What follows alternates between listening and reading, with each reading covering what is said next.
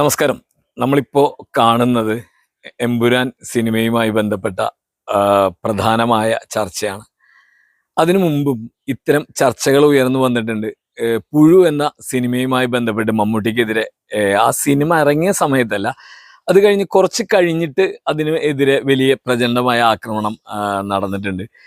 അതൊക്കെ നമ്മൾ കണ്ടതാണ്. അതൊന്നൊരു വലിയ വിഷയമുള്ള കാര്യമില്ല. ഈ ഈ സംഭവങ്ങൾ ഉണ്ടാക്കാനായിട്ട്, നിർമ്മിക്കാനായിട്ട് ചില ആളുകളെ മാധ്യമങ്ങൾ തന്നെ കാശ് കൊടുത്ത് നിലനിർത്തുന്ന ആളുകളുണ്ട്. പുഴു എന്ന് പറയുന്ന ഒരു സിനിമ എന്ന് പറയുന്നത് ഹിന്ദു വിരുദ്ധമാണ് എന്ന കാര്യത്തിൽ യാതൊരു വിധത്തിലുള്ള സംശയവുമില്ല.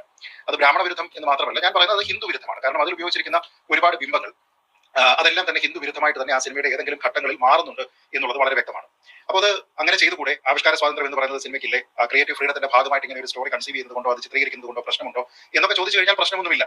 പക്ഷേ നേരത്തെ ഇവിടെ ഈ ചർച്ചയിൽ ഇതിനോടകം തന്നെ പറഞ്ഞിരിക്കുന്ന പോലെ തരാതരം നമുക്ക് ഇഷ്ടപ്പെട്ടിരിക്കുന്ന ചില കാര്യങ്ങൾ ആവാമെന്നും നമുക്ക് ഇഷ്ടമല്ല. അനീതി എന്നുള്ള ഒരു സംഭവത്തിനെതിരെ പല സമയത്ത് പല ആളുകളിനെതിരെ പോരാടുകയും ചെയ്തിട്ടാണ് നമ്മൾ ഇന്ന് ഇങ്ങനെ ഒരു സമൂഹമായിട്ട് നിൽക്കുന്നത്.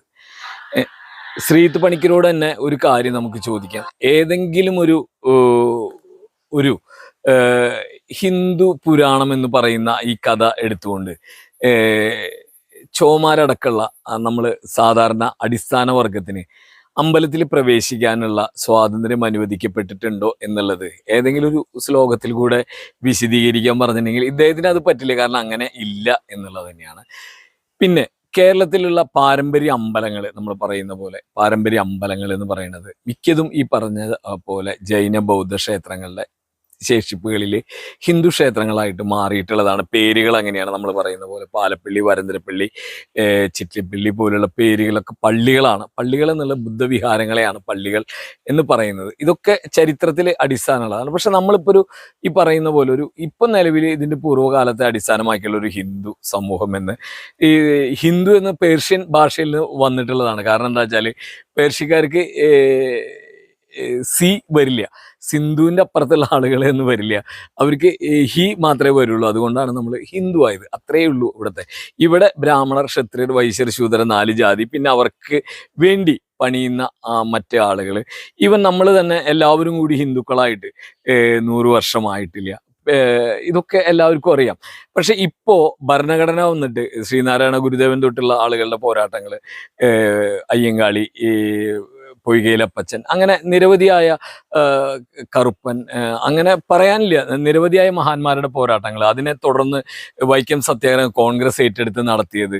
അതിനുശേഷം നമ്മൾ പലവട്ടം പറഞ്ഞിട്ടുള്ള പോലെ ഈ മണിമലർക്കാവ് മാറുമറയ്ക്കൽ സമരമായാലും, ഇവിടെ ഇരിങ്ങാലക്കുട കൂടൽമാണിക്യം കുട്ടംകുളം സമരമായാലും, അങ്ങനെ പ്രാദേശിക സമരങ്ങൾ 46, 48 നടന്നിട്ടുള്ള സമരങ്ങൾ, അതിനൊക്കെ ചേർന്നാണ് നമ്മൾ ഒരു പരിധിവരെ എന്താ പറയുക, ഭൂപരിഷ്കരണം കൂടി കഴിഞ്ഞ് ഒരു സമൂഹമായിട്ട് നിൽക്കുന്നത്. ഇപ്പോഴും ഐഡിയലായിട്ടുള്ള ഹിന്ദു പുരാണങ്ങൾ വായിച്ചിട്ട് നമുക്കത് അങ്ങനെ ആവാൻ പറ്റില്ല. അപ്പോഴാണ് നമ്മൾ യുക്തിസഹമായിട്ട് ചിന്തിക്കുന്നത്. നമ്മളൊക്കെ മനുഷ്യല്ലേ, നമ്മളൊക്കെ വെട്ടിയാൽ ചോര തന്നെയല്ലേ വരിക എന്നുള്ള ഒരൊറ്റ ചോദ്യത്തിനപ്പുറമാണ് നമ്മൾ അങ്ങനെ ആയിട്ടുള്ളത്. അതിനിടയ്ക്ക് ഇതിനൊക്കെ തിരിച്ചു പോകാനായിട്ട്, എങ്ങനെ തിരിച്ചു പോകാമെന്നൊന്നും ചോദിച്ചാൽ അവർക്ക് അറിയില്ല. വെറുതെ ആരോപണം ഉന്നയിക്കാനായിട്ട് ഒരു വിഭാഗത്തിനെ മാധ്യമങ്ങൾ വാഴ്ത്തി കൊണ്ടുവരികയാണ്. അതിലാണ് പുതിയ കാലത്ത് എമ്പുരാൻ തുടങ്ങുന്നത്. ഇതിന് ഉത്തരം പറഞ്ഞിട്ടുള്ളത് എനിക്ക് തോന്നുന്നു കെ സുരേന്ദ്രൻ തന്നെയാണ്. ശ്രീ മോഹൻലാലിനെയാണ് നാം കഴിഞ്ഞ ദിവസം കണ്ടതെങ്കിൽ പിന്നീട് അതേപോലെയുള്ള ഖേദപ്രകടനം ആ സിനിമയുടെ ഭാഗമായിട്ടുള്ള മറ്റു പ്രധാനപ്പെട്ട ആൾക്കാരിൽ നിന്നൊന്നും തന്നെ ഉണ്ടായിട്ടില്ല എന്നുള്ളത് ശ്രദ്ധേയമാണ്. പരമാവധി ആൾക്കാർ ചെയ്തിരുന്നത് ശ്രീ മോഹൻലാലിന്റെ ആ പോസ്റ്റ് ഷെയർ ചെയ്യുക എന്നുള്ളത് മാത്രമാണ്. പക്ഷേ ഇവിടെ എമ്പുരാൻ സിനിമയുമായി ബന്ധപ്പെട്ട് കുറെ അധികം വിവാദങ്ങൾ ഉണ്ടാകുന്നുണ്ട്. അതേപോലെ തന്നെ ഉത്തരമില്ലാത്ത ചോദ്യങ്ങൾ ഇപ്പോഴും ബാക്കിയാകുന്നുമുണ്ട്. അതിന് കൃത്യമായ മറുപടി പറയേണ്ടത് ആരാണ്? പൃഥ്വിരാജിനെതിരെ ഇയാള് വളരെ കാര്യമായിട്ട് സംസാരിക്കുകയാണ്. ഇയാൾ ആരാ പൃഥ്വിരാജിനെതിരെ സംസാരിക്കാൻ? സ്വന്തമായിട്ട് ഏതെങ്കിലും ഒരു മേഖലയിൽ ഒരു ഐഡന്റിറ്റി ഉണ്ടായിട്ടല്ല. ഈ പൃഥ്വിരാജ് ഇപ്പോൾ വേൾഡ് ക്ലാസ് ഒരു സിനിമ, കേരള ചരിത്രത്തിലെ ഏറ്റവും കൂടുതൽ ഹിറ്റായിട്ടുള്ള ഒരു സിനിമ ചെയ്ത് കഴിഞ്ഞു. ഇവർ പറയുന്ന പോലെ ഇവരുണ്ടാക്കുന്ന ഏതെങ്കിലും ഹിന്ദി സിനിമേനെ നശിപ്പിച്ചതിൻ്റെ ഉത്തരവാദിത്തം ഈ ടീമിനുള്ളതാണ് കേട്ടോ. ഇതിനുള്ള ഉത്തരം വളരെ കൃത്യമായിട്ട് പറഞ്ഞിട്ടുള്ള ആള് അത് ഗംഭീരാണ്.